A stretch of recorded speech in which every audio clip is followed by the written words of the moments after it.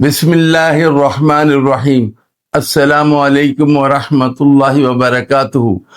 आज हम एक ऐसे मौजू पर बात करेंगे जिसे हम अक्सर भूल जाते हैं, लेकिन हकीकत ये है कि हमारी असल मंजिल वही है और वो है आखिरत। कुरान सूरह आले इमरान आयत 185 में अल्लाह ताला फरमाता है, कुल्लु नफ्सिन जायक़तुल मौत, हर जान को मौत का जायका चखना होगा।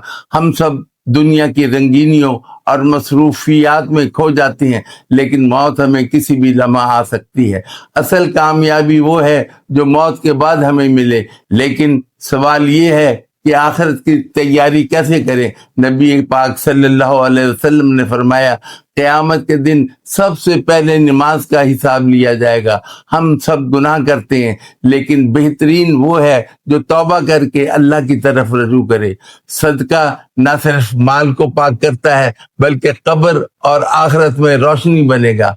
कुरान आखिरत में सिफारिश करेगा उन लोगों के लिए जो उसे दुनिया में पढ़ते और अमल करते थे। दूसरों के हक अदा करना, झूठ, धोखा और जुल्म से बचना आखिरत में निजात का सबब है। आज हम दुनिया के लिए दिन रात मेहनत करते हैं, लेकिन आखिरत की तैयारी को नजरअंदाज कर देते हैं। याद रखें, दुनिया वक्ती है, जबकि आखिरत हमेशा के लिए है। रसूलुल्लाह सल्लल्लाहु अलैहि वसल्लम ने फरमाया, आखिल वो है जो अपनी जान को काबू में रखे और आखिरत के लिए अमल करे। आइए आज से अहद करें कि हम दुनिया की दौड़ धूप के साथ साथ अपनी आखिरत की तैयारी भी करें।